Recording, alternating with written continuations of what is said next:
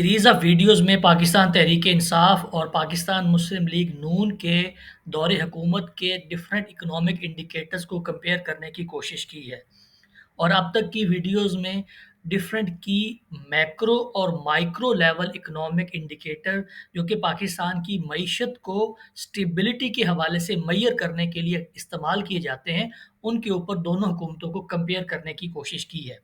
तो आज की वीडियो में अब तक डिस्कस किए गए तमाम इकोनॉमिक इंडिकेटर्स को एक दफ़ा समराइज़ करके इस सीरीज़ के अगले हिस्से की तरफ हम बढ़ने की कोशिश करेंगे।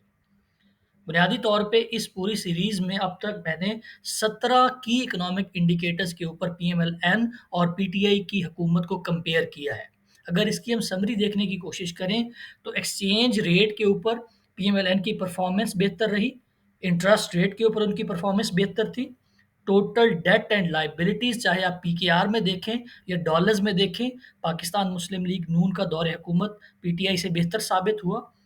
टैक्स टू जीडीपी रेशियो में पाकिस्तान मुस्लिम लीग नून का दौर हुकूमत पीटीआई से बेहतर साबित होता है।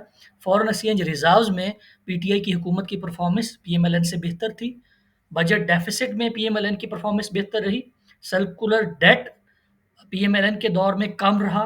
गैस और बिजली और जो कमोडिटी ऑपरेशंस के अंदर सर्कुलर डेट होता है, उसमें पीएमएलएन की परफॉर्मेंस बेहतर साबित हुई।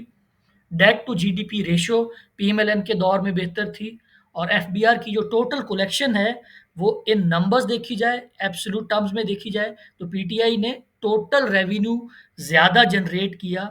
लेकिन अगर हम जो इंक्रीज़ इन परसेंटेज है दोनों टेन्योर्स का, वो एनालाइज़ करने की कोशिश करें, तो पीएमएल-एन का दौर हुकूमत पीटीआई से बेहतर साबित होता है।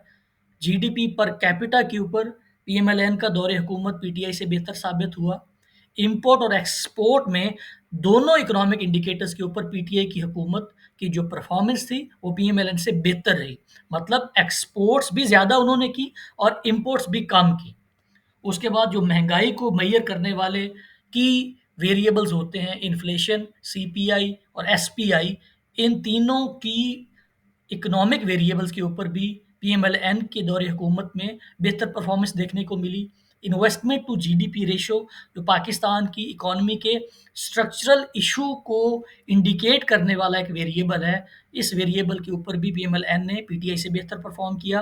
पाकिस्तान स्टॉक एक्सचेंज जो ट्रेडर्स हैं, उनके सेंटिमेंट का इज़हार होता है, उसके ऊपर भी पीएमएल-एन के दौर हुकूमत में पीटीआई से बेहतर परफॉर्म किया गया।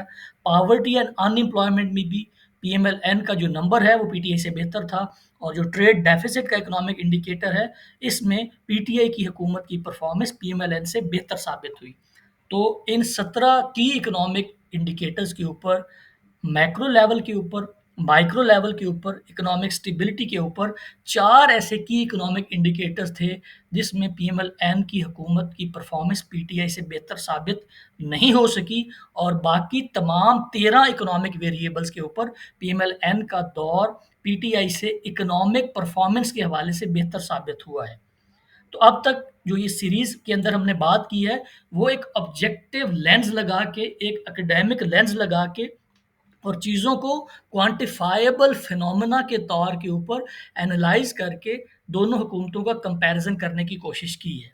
अब इसकी जो मल्टीपल इम्प्लीकेशंस हैं पाकिस्तान के माशी मसाइल की, इनको समझने के लिए ये एक ऑब्जेक्टिव अप्रोच तो हो सकती है, लेकिन ये एक प्रूडेंट, रिगरस और ओवर जनरलाइज़ेशन वाली, ओवर सिम्प्लिफिकेशन वाली अप्रोच भी हो सकती है, जिसमें सिर्फ़ आप नंबर्स के ऊपर इन्हसार करते हैं और नंबर्स को as a source, as a basis of your analysis बनाते हैं, तो सम टाइम आपका जो एनालिसिस होता है वो मिसलीडिंग भी हो सकता है। इस बात का मकसद ये है कि इंडिया की इकोनॉमी के बारे में इकोनॉमिक टाइम्स ने एक दफ़ा एक ओपिनियन का एडिटोरियल लिखा था, जिसमें एक बहुत ही खूबसूरत फ्रेज़ उन्होंने इस्तेमाल की थी कि numbers alone can be misleading.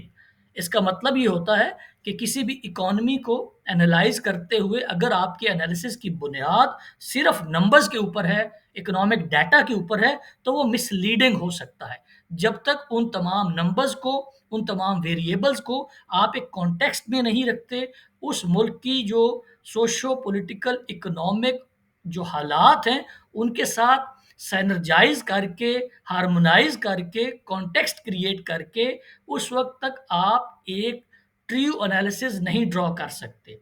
तो इस सीरीज़ के इस पहले हिस्से में तो हमने ऑब्जेक्टिवली क्वांटिफाइबल डाटा के साथ क्वांटिटेटिव तरीके से एनालाइज़ करने की कोशिश की।